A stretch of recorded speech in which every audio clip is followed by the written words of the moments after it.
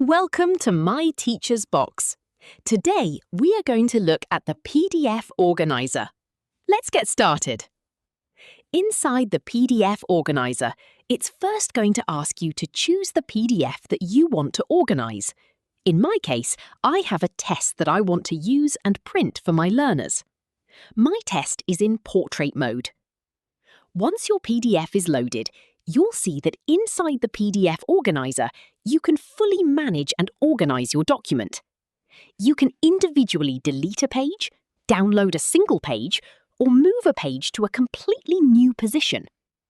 In my case, I can either click the buttons at the top to move the page up or down, or on the right-hand panel, I can simply drag and drop the page into a new location. Additionally, on the right-hand panel where you can drag and drop pages, you can also search for a specific page if you are working with a large PDF. You'll also notice that my test goes from question 1, 2 and 3 directly to question 5, meaning page 4 is missing. Between each page, you'll see a small plus button. By clicking this, we can add an additional page. In this case, I'm going to insert my missing test page containing question 4. And just like that, the missing page has now been added into the correct position.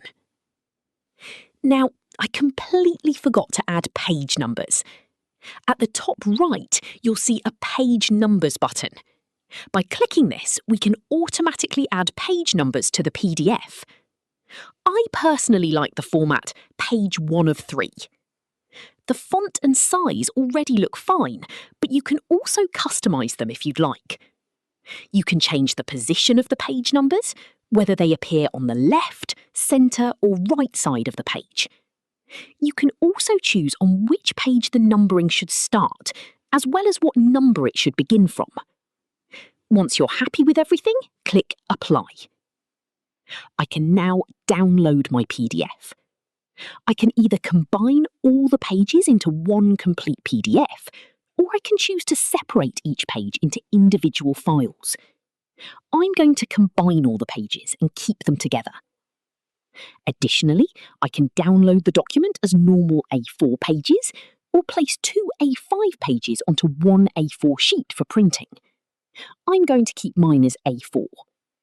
Click Download. And just like that, the test is now fully organised and ready for my learners.